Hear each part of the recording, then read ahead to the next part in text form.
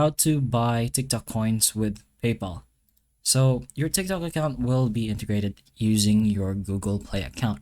If you are an Apple, the process should technically be the same. Just integrate PayPal with your Apple Pay or whichever process is done to do so.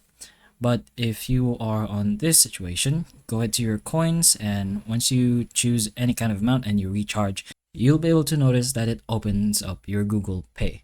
So if you want to go ahead and add the PayPal method, you can just open this arrow over here right beside your payment method, and then just go ahead and find the PayPal option. If your PayPal isn't connected to your Google Pay yet, you're going to have to press on Add PayPal.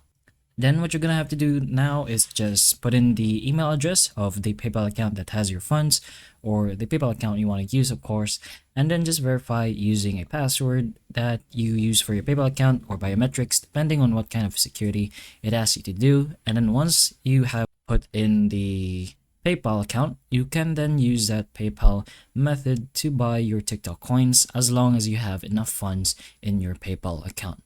So that's pretty much how you do this process. So hopefully the information of this video can help you, and if it can, please like and subscribe for more videos like this, and that's all.